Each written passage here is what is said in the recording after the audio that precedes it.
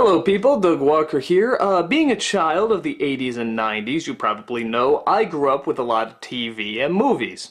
And through that process of destroying my brain with such visuals, I've seen a lot of great characters. And as a lot of you know, I'm just a big character guy. Even if the story sucks in something that has a really good character, I'm all over it. I just love it. So with that said, a lot of people keep asking, who are your favorite characters or your all-time favorite character? In any movie or any TV show, whatever.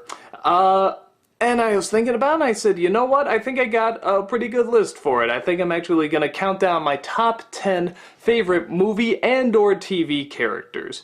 And I was thinking to myself, rather than just doing like one video, you know what? These are my favorite characters. These are just the characters I can watch over and over. I'm going to give them each their own video. So all through the month of April, you're going to see my top 10 favorite characters from TVs and movies. Now, keep in mind, this is not like the funniest characters or the best villains or even the most influential, even though many of them are. It's more just my favorite characters that I can watch over and over and over and never get tired of. The characters I wish there was even more stories about them. Well, some of them there are still stories going on, but they're the characters that just bring so much to me. And like I said, I can just never get tired of watching their adventures. So, with that said, these are my top 10 favorite movie and or TV characters.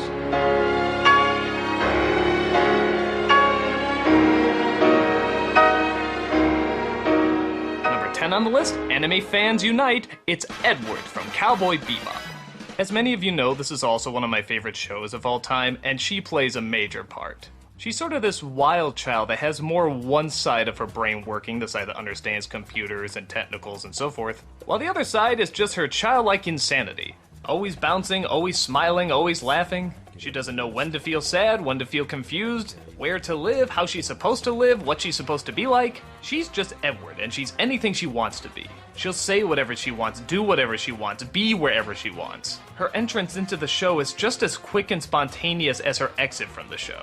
And both have a lot of comedy, but also sort of a bittersweet tragedy to her. You almost wonder what this kid would be like if she did have the proper parents or the right upbringing or, I don't know, focus on anything. But if she did, we wouldn't have our favorite ADD hyperactive wild kid. I think for me, so much of it just centers around the fact that she's in her own little world. I mean, she'll talk to people, she knows what reality is. She's even used her incredible intelligence to adapt and survive all this time. But it seems like her philosophy is, life's a party, might as well have fun. Her missions and goals in life seem to change almost day to day. All she's clear about is that she wants to have fun while doing it. But that's not to say she's not devoid of depth either. In the episode where they finally go into where she came from, we find her past is actually just as strange and random as she is. I won't spoil it for you, but it's incredibly fitting, and also leads to the perfect bittersweet exit of our character. I think another reason I really appreciate her is because it would have been so easy just to make the computer nerd on this show your traditional computer nerd. Big glasses, really unsocial, awkward, quiet, your typical geek. But she's not. She's just her own category of crazy. But likably crazy, and enjoying every second of it. And I know there's a fair amount of people that say they can't stand this character, and to be honest, I know exactly where they're coming from.